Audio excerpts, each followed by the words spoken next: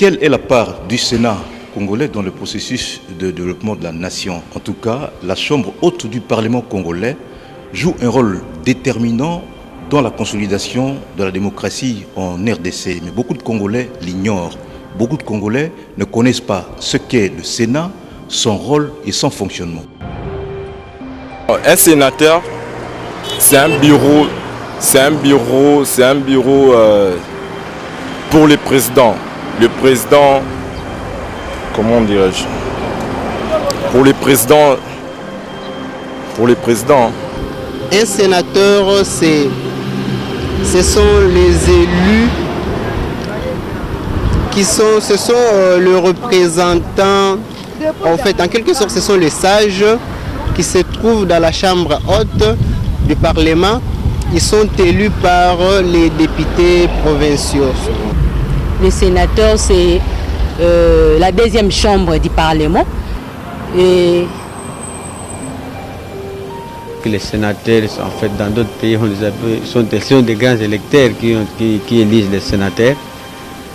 Mais c'est les sénateurs, en fait, c'est... bon, ça ne vient pas. Et les sénateurs, ce sont des élus, des députés provinciaux. Parce que le député provincial, c'est eux qui votent les sénateurs. Les sénateurs, ce sont des gens qui sont votés par les sages, je crois. Hein, par les sages, qui n'ont pas voté par le peuple. Et tous les deux sont dans le Parlement. Il y a la chambre haute et la chambre basse. Le Parlement congolais est composé de deux chambres, l'Assemblée nationale où siègent les députés et le Sénat avec les sénateurs. Ce système du Parlement bicaméral est appliqué en République démocratique du Congo au lendemain de son indépendance.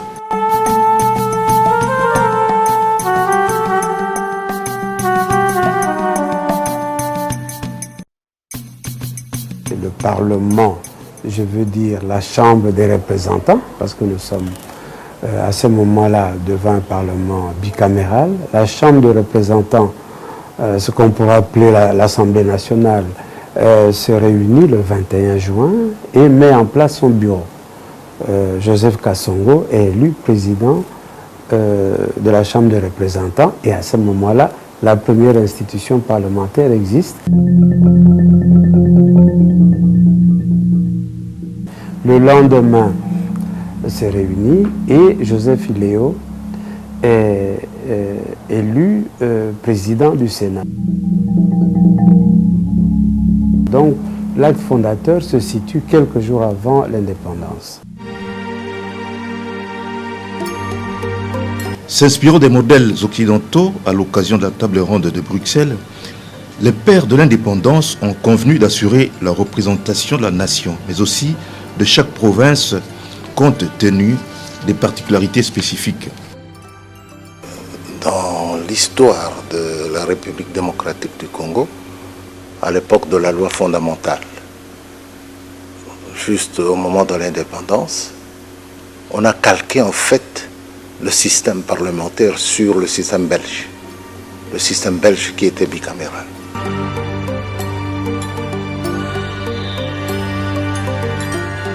Le premier Parlement bicaméral a été constitué avec une chambre de représentants de 143 députés et un Sénat avec 84 membres. Doté de pouvoirs traditionnels, ce premier Parlement de la première législature a eu le mérite d'avoir élu le premier président de la République, Joseph Kasavubu, et investi le premier gouvernement dirigé par Patrice Emery Lumumba.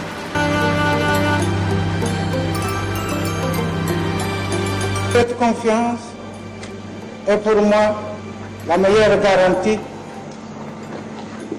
pour mener ce Congo à sa destinée. Je remercie sincèrement les honorables députés pour la confiance qu'ils viennent de nous faire. Nous avons commencé aujourd'hui l'apprentissage de la démocratie que nous avons toujours souhaité. Et bien que nous avons la majorité, nous allons toujours respecter l'opinion de la minorité. Et voilà, 3 mois après, ce Parlement est renvoyé par le chef de l'État, acte valable constitutionnellement puisque le président a les prérogatives de révoquer le Parlement. Il faudra attendre juillet 61 pour qu'il y ait convocation du Parlement au conclave dit de Lovanium. La loi fondamentale était une constitution provisoire et dans les dispositions transitoires, il avait été dit que la constitution faite par les Congolais devait être mise en place dans les 4 ans qui suivaient, en tout cas ne devait pas dépasser la 5e année. Donc on était quelque peu à la fin de ce délai. Et le président a intimé quelque peu l'ordre au Parlement de travailler sur ce dossier. Et il estimait que le Parlement passait beaucoup de temps à des interpellations des ministres. Alors pour qu'il puisse mettre en place une commission constitutionnelle, une fois de plus une initiative paraconstitutionnelle, il fallait qu'il renvoie les chambres, c'est ce qu'il a fait, et il a mis en place la commission constitutionnelle. Cette commission constitutionnelle a siégé à Lulabour, Kananga. Au moins là, c'était une décision de la table ronde politique de 1960 qui demandait à ce que la constituante puisse siéger à Lulabour. Le système bicaméral a fonctionné jusqu'à la promulgation de la Constitution le 24 juin 1967, laquelle Constitution avait institué un État unitaire centralisé. Conséquence, le Sénat ne devrait plus exister.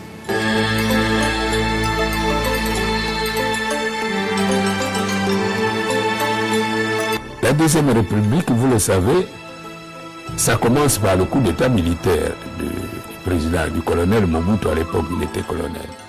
C'était exactement le 24 novembre 1965. Et il a duré jusqu'au 24 avril 1990, à peu près 25 ans. Et la première période de cette Deuxième République va de 1965, novembre 1965, à décembre 1970. Là, c'est le gouvernement qui a fonctionné sans Parlement. Et ce qu'il faut dire aussi, que pendant cette période, il y a eu l'avènement du parti unique. Le pays, pour la première fois, va connaître un parti unique, et en l'occurrence le Mouvement populaire de la Révolution, qui était un parti, à l'époque, on l'appelait parti révolutionnaire. Vive le nouveau régime. Il n'y a pas de parti unique au Congo. Nous sommes, un parti national et nous ne sommes pas un parti unique. Parti unique suppose quelque chose qu'on impose. Nous n'imposons rien. Nous n'avons pas besoin d'opposition. Nous sommes des Bantous, nous ne sommes pas des Cartésiens comme vous pour des oppositions. Nous, comme le dirait Senghor, nous ne sommes pas un monde d'opposition. Nous sommes là pour la juxtaposition. On se met ensemble, on construit ensemble. Voilà. Avec ce parti unique, toutes les institutions du pays ont été hiérarchisées et étaient devenues des organes de ce parti. Donc nous étions un parlement, si vous voulez, du régime. Et pour dire dans des termes courants, nous étions un parlement de la dictature. Donc parce que le régime en place, mais il s'est démocratisé un peu par ce parlement.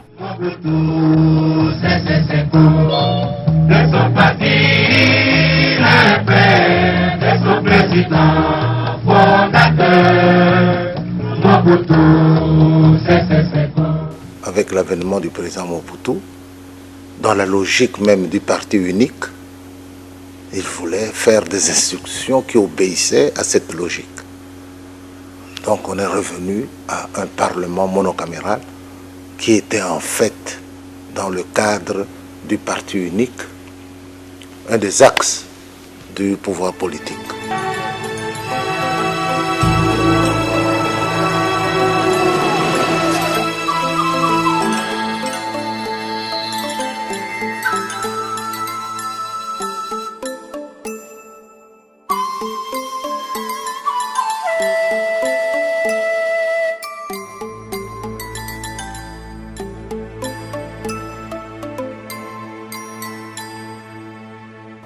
la conférence nationale souveraine est née en fait de la perestroïka. Il y a eu donc un besoin dans le monde entier de mettre en place la démocratie dans tous les pays du monde. Au début, le président Mobutu croyait que ce n'était pas nécessaire, qu'on pourrait avancer comme ça avec les idées du MPR et que l'expérience était positive. Petit à petit, il a été convaincu qu'il ne pouvait pas échapper à cette expérience et de la démocratie. Il a fait ce qu'on appelait les consultations populaires à travers le pays qui lui ont fait voir qu'il fallait absolument une conférence. Et je me rappelle que les évêques avaient dit que les institutions étaient pratiquement disqualifiées.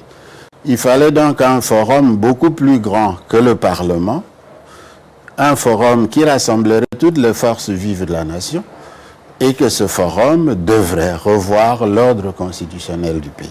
La première chose à faire, c'était à la conférence nationale de mettre en place les institutions. Il fallait mettre en place un président de la transition, il fallait mettre en place un gouvernement de la transition et il fallait mettre en place un parlement de la transition.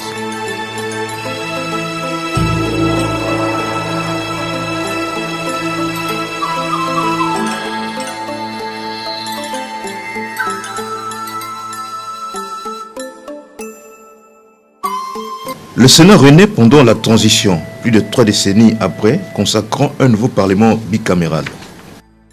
Nous sommes partis à Sun City et là, après le dialogue, nous sommes revenus à cette logique bicamérale.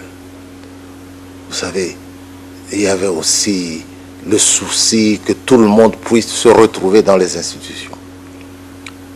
Et j'ai eu cette chance-là de participer à ce Sénat de la transition. Le Sénat de la transition était très important parce qu'on lui avait assigné 2 missions essentielles. La première mission, c'était la médiation des conflits entre les institutions politiques. Mais la deuxième mission qui était la plus importante, c'était l'élaboration de l'avant-projet de la Constitution. Cette Constitution qui nous régit actuellement et qui a été adoptée par référendum.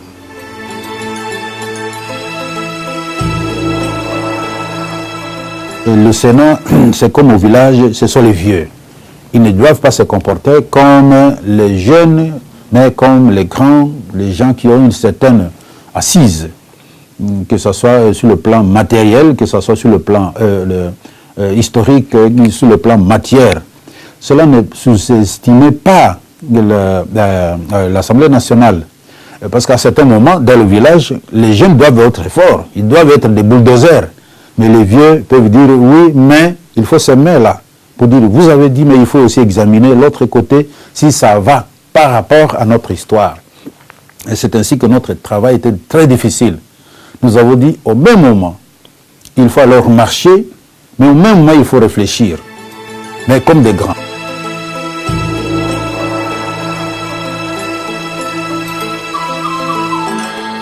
Le choix du bicaméralisme se justifie par le souci de conférer au Parlement une représentativité plus proche de la réalité sociale. Le bicaméralisme rapproche le peuple de ses élus par le biais du Sénat, émanation des provinces.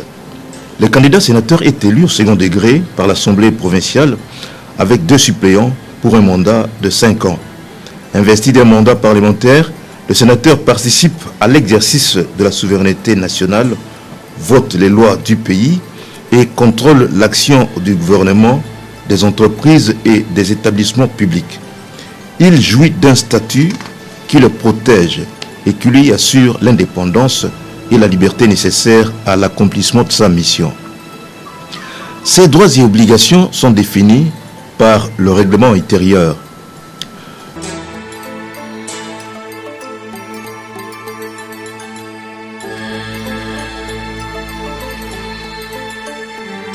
Cette première législature de la Troisième République, issue des élections démocratiques, a démarré en mars 2007 avec un bureau provisoire qui avait pour mission spécifique de vérifier les mandats et de valider les pouvoirs des membres, d'adopter le règlement intérieur et de le transmettre à la Cour constitutionnelle.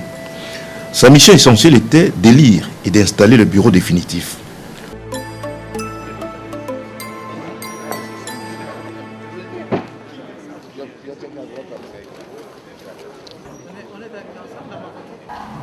C'est pour moi un réel plaisir de prendre la parole du haut de cette tribune pour m'adresser aux élus des élus que vous êtes et à travers vous, toute la nation congolaise, à l'occasion de l'installation officielle et solennelle du bureau définitif de la Chambre haute du Parlement congolais.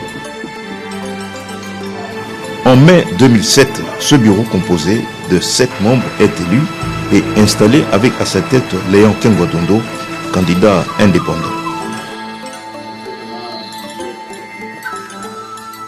Et quand nous sommes arrivés à la tête du Sénat, nous n'avions pas l'expérience parlementaire. Nous nous sommes attelés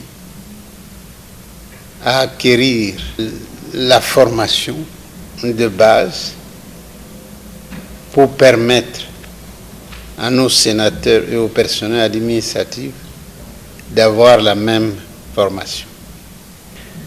Souvenez-vous que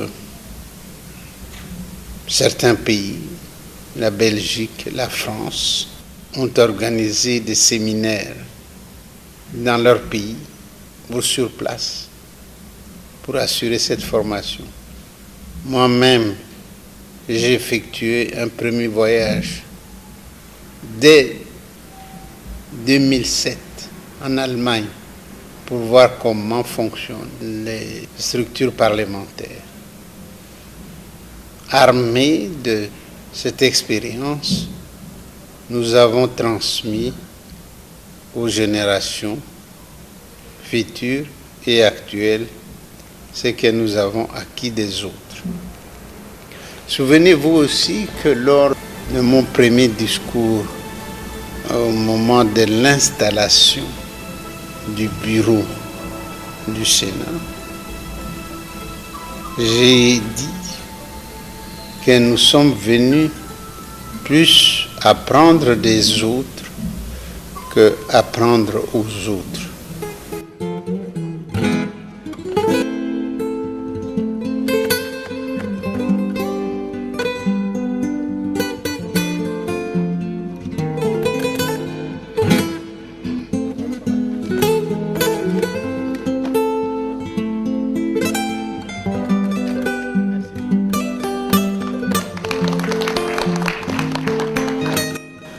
Le système bicaméral contribue à accroître l'efficacité des fonds du travail parlementaire dans la mesure où l'examen des textes de loi par les deux chambres en améliore la qualité, grâce notamment à l'expérience et à la sagesse des sénateurs. Le fait de ne pas entretenir une infrastructure, ça vous amène à un éternel recommencement. La transparence, c'est le fait que nous avons besoin d'avoir la traçabilité des recettes phonaires. Nous contrôlons les activités du gouvernement et des entreprises publiques. Nous avons terminé, nous envoyons notre rapport et nos recommandations au gouvernement. Et ici, le gouvernement ne réagit pas, nous pouvons aller plus au-delà. Je crois que l'opinion s'est rendue compte de l'importance du bicaméralisme dans notre pays. Un grand pays, et c'est un pays où toutes les voix doivent se faire entendre. Non seulement la population qui est représentée au niveau de l'Assemblée nationale, mais également les provinces. Donc nous sommes les représentants des provinces. Et je crois que la voix des provinces se fait entendre. Le bureau a su imprimer un rythme de travail. Il a réussi à créer une harmonie au sein du groupe. Nous venons dans un esprit de modestie et d'humilité. Vous avez sûrement remarqué que le rapport entre les sénateurs et les bureaux Ces rapports sont empreints d'esprit d'humilité, de modestie, parce que je considère que l'humilité et la modestie n'agressent pas. L'humilité et la modestie permettent à tout le monde d'exprimer librement son idée et de ne pas être confondu parce que on n'a pas voulu accepter sa manière de présenter. Nous avons un esprit du Sénat. Et comme le président du Sénat le dit toujours, le Sénat, c'est la chambre de la sagesse, de la réflexion, de la mesure. Nous sommes tous venus d'horizons différents.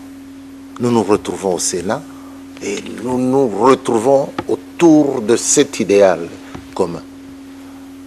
La chance que nous avons eue au Sénat, c'est que vous avez beaucoup de sénateurs qui ont œuvré dans la vie politique avant.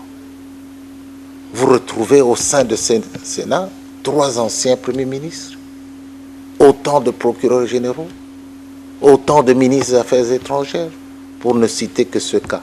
Le président du Sénat, le premier vice-président du Sénat, le deuxième vice-président du Sénat, tous étaient ministres des Affaires étrangères. Donc nous avons cette conception qui transparaît justement dans l'appréhension des problèmes à l'heure actuelle. Et je dirais autant d'autres collègues de ministres des Affaires étrangères, que ce soit Ramazani, le vieux Hérodia et tant d'autres. De la qualité de débat dépend la crédibilité de l'institution. Dans le contexte politique particulier, dans un environnement marqué par la peur et l'hypocrisie, les sénateurs débattent sans complaisance. Ils ont l'estime de la population. La particularité, c'est d'être à l'écoute de tout le monde. Et en étant à l'écoute de tout le monde, on peut s'améliorer soi-même pour ensuite améliorer les autres. Et j'ai toujours été à l'écoute des sénateurs, du personnel administratif, et sur base de cette écoute, j'ai pu prendre des directives qui permettent que le Sénat fonctionne bien. Le débat sur le projet de loi modifiant et complétant la loi électorale en est une illustration. Pourquoi lier les élections présidentielles au recensement? Ce qui m'étonne, c'est qu'en suivant le vice-premier ministre, même en suivant le directeur général de l'ONIP, les explications qu'il donne démontrent que ça ne devait même pas avoir de rapport. En fait, en vous suivant, je penserais que la conclusion sera de dire cette phrase qui tue les gens, on la retire. Parce que ça n'a rien à voir avec ce que vous nous dites. En lisant ces textes, je me retrouve face à un document vide qui cache des arrière-pensées, de fausses analyses, de la mascarade, de désorientations intentionnelles. Monsieur le Président. Tout ça. Oui, Monsieur le Président. Je me retrouve, Monsieur le Président, comme en 2011, dans cette même salle, où on nous a mené une révision constitutionnelle à la sauvette et qui a été le moment fondateur du désordre qui est arrivé par après. Lorsque nous prenons la responsabilité de changer frontalement une constitution dans la précipitation et d'organiser les élections comme dans une course contre la montre, il ne faut pas chercher des boucs émissaires. C'est vous, c'est nous, ici, nous les politiques, nous les parlementaires. Une loi électorale, c'est la loi la plus importante dans une démocratie. Elle ne s'impose pas, elle se négocie avec le partenaire. Ce n'est pas la loi de la majorité, ce n'est pas la loi de la minorité, c'est une loi électorale. C'est la règle de jeu qui doit être acceptée par tous les partenaires. Donc, point n'a besoin d'aller se cacher dans les maisons, dans les restaurants-bars pour boutiquer une loi électorale. Les conséquences, Monsieur le Président, c'est le désordre. Il faut que chacun s'assume. Nous sommes tous du Congolais. Nous avons tous droit à ce pays. C'est la politique qui nous sépare, majorité, opposition et tout ça là. Mais quand la population se lève, nous devons tous y réfléchir. Mais ce qu'ils disent, on vous regarde, vous les sénateurs, on vous a toujours pris comme des sages. Ils attendent notre réaction. Ils attendent ce que nous allons faire. Si nous allons toujours rester les grands que nous avons toujours été. Si aujourd'hui, nous modifions la loi, et on va encore se plaindre comme on le fait aujourd'hui, on dit, mais les sénateurs sont là, et ils ont fait plus que leur mandat. Mais personne ne se rappelle que c'est une conséquence de la modification que nous avons apportée à la Constitution en disant aujourd'hui l'élection du président de la République, ce n'est plus deux tours, mais c'est un tour. Parce que c'est au deuxième tour, vous le savez, qu'on élisait les députés provinciaux. Est-ce que le Sénat, Monsieur le Président, vous êtes reconnu pour votre sagesse, est-ce que vous ne pouvez pas marquer une pause dans cette loi? Qu'est-ce qui va se passer après 2016? Il y a une incompréhension, à ce niveau-là, on ne veut pas le dire. Et la seule manière de sauver la donne... Puisque vous êtes là, dites-le. Monsieur le Président, mais je vous demande de lancer une médiation. Marquer une pause, c'est-à-dire d'inviter au lieu de passer en force ou de rejeter, parce que je ne suis ni pour les rejeter ou pour le passage en force. Je veux qu'on marque une pause. Le problème aujourd'hui, de faire en sorte qu'il n'y ait plus de contestation. Effectivement, même dans les plus grandes démocraties, il y a contestation, mais il faut diminuer le plus possible les contestations en ce qui concerne la vérité des urnes. Comment assurer cette vérité? C'est pour cette raison que l'identification de la population, qu'on le veuille ou non, est fondamentale. Depuis 2007 que nous sommes là, nous avons toujours exigé la carte d'identité. Et la carte d'identité ne peut être délivrée qu'après l'identification. Vous ne l'avez jamais fait. Ce n'est pas maintenant qu'il faut venir nous donner des leçons. Donc, on veut donc nous rouler dans la farine. On veut nous jeter de la poudre aux yeux. Et ça, nous ne l'acceptons pas. Un membre du gouvernement a même dit, mais l'élection présidentielle peut se tenir en 2017. Il n'y a pas de problème. Le ciel ne va pas nous tomber sur la tête. Mais puisque les sénateurs, ils sont au-delà de leur mandat. Mais, Monsieur le Président, chers collègues, Monsieur le Vice-Premier ministre, comment vous pouvez tenir des propos aussi irresponsables? Comment un membre du gouvernement peut tenir des propos aussi irresponsables? Est-ce que la Constitution et les lois de la République ont-elles conféré aux sénateurs le pouvoir d'organiser leur propre élection? Si c'est le cas, donnez-nous l'article de la Constitution qui confère aux sénateurs le pouvoir d'organiser leur propre élection. Mais vous ne pouvez pas vous prévaloir de votre propre turpitude. Et la Constitution dit, le mandat de sénateur commence à la validation de pouvoir par le Sénat et expire à l'installation du nouveau Sénat. Ça, c'est l'article 105 de la Constitution. Et c'est la même chose d'ailleurs pour les députés, l'article 103. Que le mandat du député commence avec la validation des pouvoirs et se termine dès l'installation de la nouvelle Assemblée nationale. Mais il n'y a pas eu un nouveau Sénat. Vous n'avez pas organisé les élections. Dans des pays normaux, quand un seul citoyen meurt, c'est une affaire du président de la République, du gouvernement, du Parlement, du peuple. Mais ici, les Congolais ne sont que des mouches. Si un meurt, si 10, 600, 6000, tant que nous avons le pouvoir, nous allons continuer à exercer le pouvoir.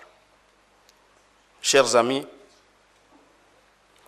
hier, ceux qui travaillaient dans le cadre de l'Ancien Régime avait aussi réfléchi de cette manière-là.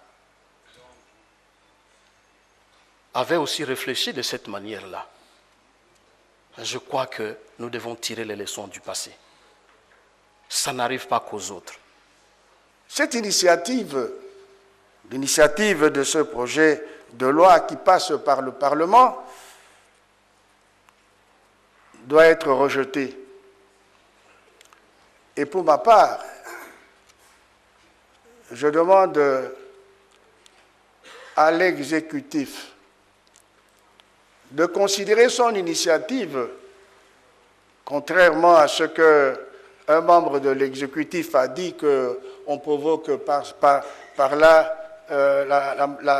les manifestations, c'est une provocation à l'égard de l'exécutif.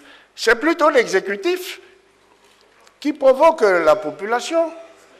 Honorables sénateurs, vous devez comprendre que nous sommes dans un processus, l'exécution des résolutions des concertations nationales. Il y a deux groupes. Le groupe des républicains qui pensent aux intérêts de la République, les opposants dignes, ils ont décidé d'évoluer en cohésion avec le projet de société en cours avec le gouvernement.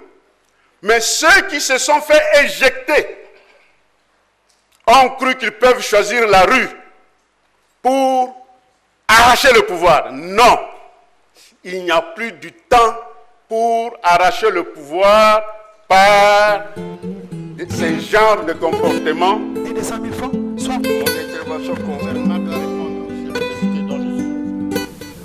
Vous savez, quand on préside une assemblée de près de 108 personnes, sans compter l'administration, on est en même temps à l'écoute de l'extérieur. Et j'ai appris par des petites notes que les uns et les autres m'envoyaient que Ngaba commençait à être pillé, de même que les Chinois.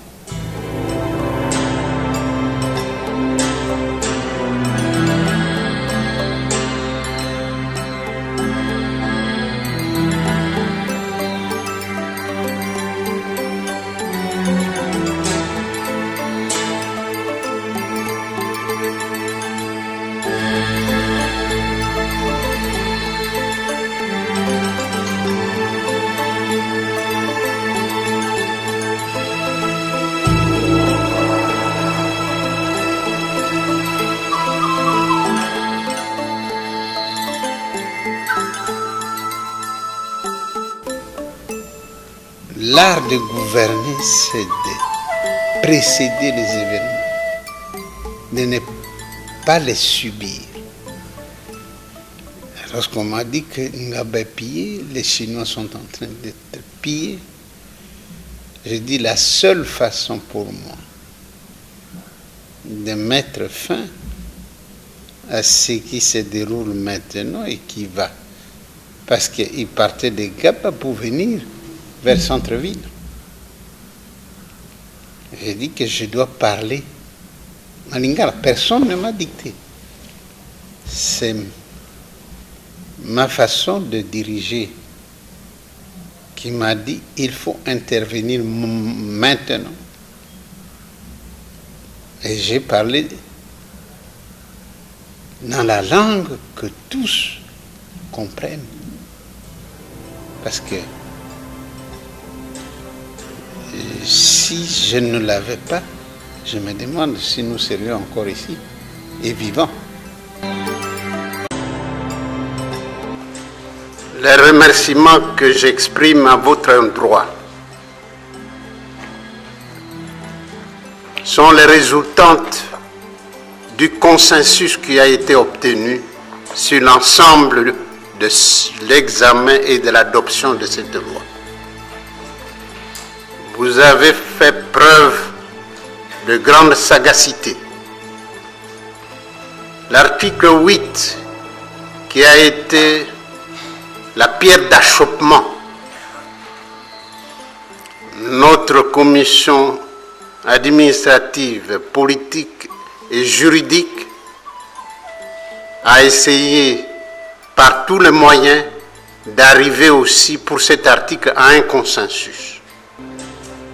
Les scories ont été enlevées et ce qui a été adopté satisfait tous les sénateurs ici, satisfait aussi la rue. Donc nous avons été à l'écoute de la rue. C'est pour cela que le vote d'aujourd'hui est un vote historique. Et je vous félicite.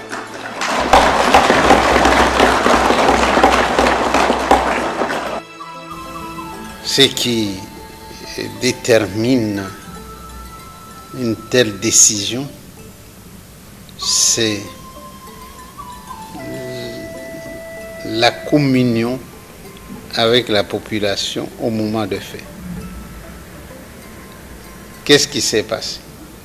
La population n'a pas voulu de l'alinéa 3 de l'article 8 de la loi électorale. Que dit l'alinéa 3? L'alinéa 3 dit les élections ne pourraient pas se tenir s'il n'y a pas recensement et identification. Cette disposition voulait dire, selon l'entendement de la rue, cela veut dire proroger le mandat, en commençant par celui du président de la République, ensuite du gouvernement, de l'Assemblée nationale, du Sénat et des assemblées provinciales. La population a réagi contre cela. Et mon esprit d'initiative dit, mais puisque l'alinéa 3 qui pose problème, supprimons l'alinéa 3. Nous avions d'abord changé le recensement et l'identification en disant que les élections qui vont venir se dérouleront selon les données démographiques. Mais ces données démographiques ne prennent pas en considération le recensement et l'identification tels qu'ont été exprimées ces idées dans l'article 8. Et après ces explications, je me rends compte que les notes qui viennent me disent la rue vous a suivi. Il n'y a plus ni pillage, ni extorsion, ni brimade. Ça pouvait être aussi le contraire.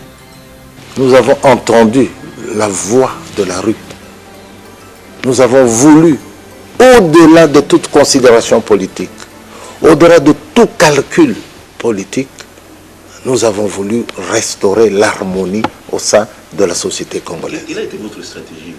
La stratégie, d'abord, nous avons une harmonie au sein du bureau du Sénat. Le bureau du Sénat est composé de la majorité et de l'opposition. Contrairement à l'Assemblée nationale, le président du Sénat est de l'opposition. Moi, je suis de la majorité. Mais lorsque nous discutons des problèmes de la nation, vous ne sentez aucune différence dans l'appréciation des problèmes, tant de la majorité que de l'opposition. Parce que nous estimons que la majorité de l'opposition procède de l'État. Nous avons le sens de l'État et le premier à avoir ce sens de l'État, c'est le président du Sénat. Et je dois avouer qu'il a inculqué non seulement au bureau, mais à tout le Sénat, ce sens de l'État. Mettre l'État au-dessus des considérations personnelles, surtout partisanes. Nous sortons de ces considérations partisanes pour voir l'intérêt de l'État. Et à partir de là, il n'y a pas de stratégie. C'est le naturel. Puisque vous avez le sens de l'État, naturellement, vous œuvrez pour la restauration de l'État, pour l'harmonie entre les populations. Dans le cadre des contrôles parlementaires, le Sénat a su tirer son épingle du jeu. Les membres du gouvernement invités, soit pour une interpellation, soit pour une question orale avec débat, ont pour la plupart passé des moments difficiles. À l'époque d'un certain directeur général, qui n'était pas le meilleur de tous, un certain Thiboué, la SNCC réalisait 450 millions d'unités de trafic. Cisarail, dont on vante les mérites tout le temps, n'a réalisé que 360 millions d'unités de trafic par an. Mais pourquoi mettons en doute les valeurs congolaises? Pourquoi? Mettez les Congolais dans des dispositions telles qu'ils puissent travailler, et ils travailleront. La plupart des minerais chez nous contiennent des produits toxiques, des produits radioactifs. Quel est notre malheur de voir ces produits circuler à travers nos villes, nos villages, et tout cela sans aucune précaution. Ils ne sont même pas couverts par des bâches. Il n'y a aucune précaution. Et là, monsieur le ministre me dit, nous sommes économie libérale et tout ça. Dans quel pays nous trouvons-nous? Même dans les pays les plus libéraux, monsieur le ministre, on protège d'abord la population. Et la population est la première protégée. En matière de rail, il n'y a pas de révolution de modernité où elle est en panne.